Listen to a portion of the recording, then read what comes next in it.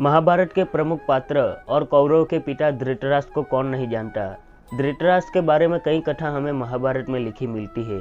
इन्हीं कथाओं में से एक कथा हम आज के एपिसोड में देखेंगे कि क्यों धृतराष्ट्र ने गांधारी के परिवार को मारा था। नमस्कार दर्शकों, स्वागत है आपका एक बार फिर से सागर भक्ति में। धृतराष्ट्र का विवाह गांधार देश की राजकुमारी गांधारी से हुआ था।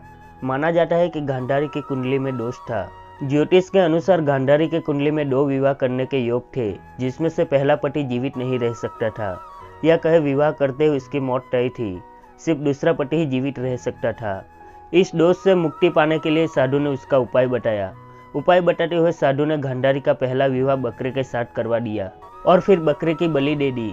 यह बात उन्होंने किसी को भी नहीं बताई थी, यहाँ तक कि धृतराष्ट्र को भी नहीं। लेकिन जब धृतराष्ट्र को इस बात का पता चला तो उन्होंने गांधार देश के राजा सुबाला और उनके 100 पुत्रों को कारागार में बंद कर दिया और उनको बहुत ही तकलीफ दी।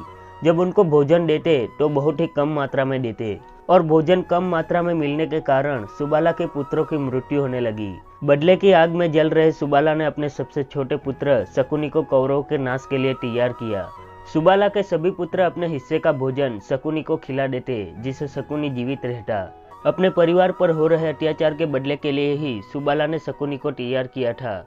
सुबाला ने अपनी मृत्यु से पहले धृतराष्ट्र से विनती की और कहा कि शकुनी को कारागार से बाहर निकाल दे। शकुनी को बाहर निकालने से पहले सुबाला ने अपनी हड्डियों के पासे बनवाने के लिए शकुनी को कहा था और शकुनी ने ऐसा ही किया।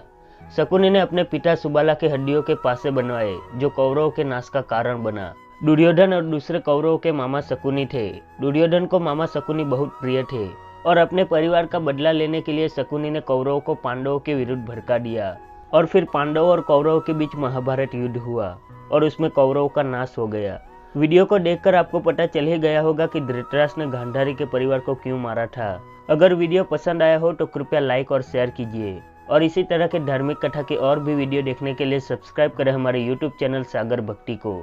वीडियो को अंत तक देखने के लिए आपका बहुत बहुत धन्यवाद।